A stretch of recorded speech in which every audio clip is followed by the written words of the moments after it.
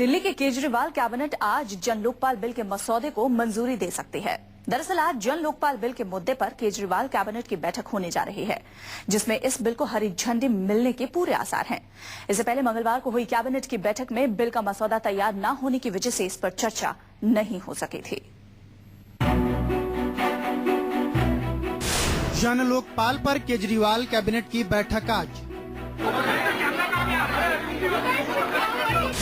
आज मिल सकती है जन लोकपाल बिल को मंजूरी। 10 से 15 दिनों के अंदर पास होगा आपका जन लोकपाल। क्या पूरा होगा केजरीवाल का सबसे बड़ा वादा?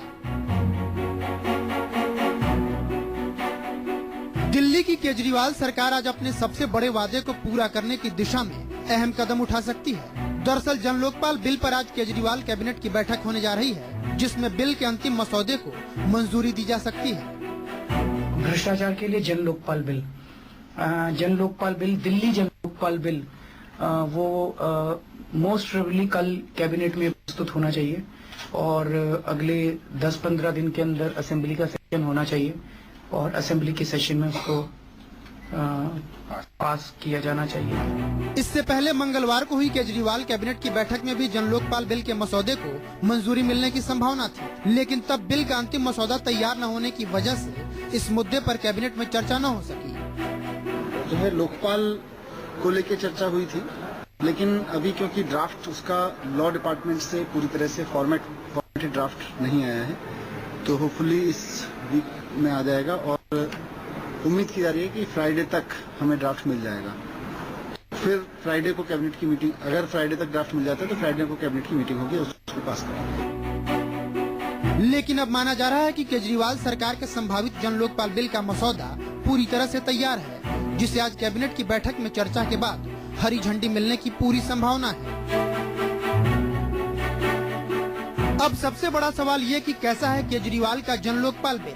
तो बताया जा रहा है कि केजरीवाल के संभावित जन लोकपाल के दायरे में मुख्यमंत्री, मंत्री, विधायक, दिल्ली के तीनों नगर निगम, दिल्ली सरकार के मातहत सभी विभाग और सरकारी सहायता प्राप्त सभी संस्थाएं, स्कूल और अस्पताल शामिल हैं। साथ ही दिल्ली पुलिस, डीडीए और दिल्ली मेट्रो भी दिल्ली के जन लोकपाल के दायरे में आएंगे। आपके जन लोकपाल में एक चेयरपर्सन और अधिकतम 10 सदस्य होंगे। संभावित जन लोकपाल की चयन समिति में 7 सदस्य होंगे, जिनमें मुख्यमंत्री, नेता विपक्ष, दिल्ली हाई कोर्ट के 2 जज, एक पूर्व लोकपाल और लोकपाल चयन समिति की ओर से नामित 2 सदस्य शामिल होंगे। लोकपाल के हर एक सदस्य और चेयरपर्सन का कार्यकाल 5 साल का होगा। लोकपाल का कार्यकाल खत्म होने के बाद 5 साल तक कोई भी सदस्य या चेयरपर्सन किसी भी सरकारी पद का हकदार नहीं होगा और न ही संसद, विधानसभा या स्थानीय निकायों का चुनाव लड़ सकेगा।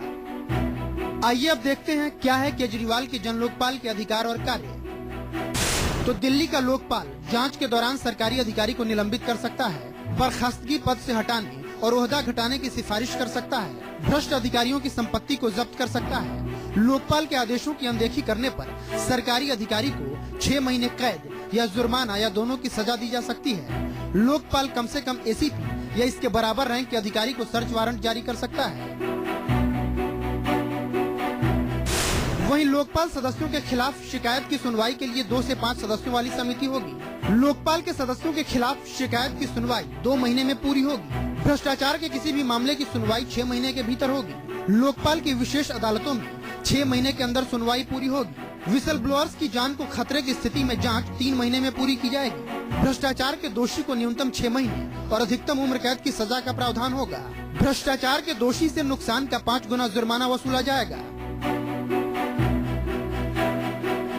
इसके अलावा हर एक सरकारी महकमा शिकायत निवारण के लिए खास मसौदा तैयार करेगा और हर शिकायत का निपटारा 30 दिनों के भीतर किया जाएगा। बहरहाल दिल्ली वालों की नजरें केजरीवाल कैबिनेट की आज की बैठक पर टिकी हैं। देखना होगा केजरीवाल सरकार आज भी जन लोकपाल बिल को मंजूरी देती है या नहीं। वैसे अरविंद केजरीवाल अपने उस वादे पर खरे नहीं उतरे हैं, जो उन्होंने सत्ता में आने के 15 दिनों के भीतर ही जन लोकपाल को पारित कराने के तौर पर किया था।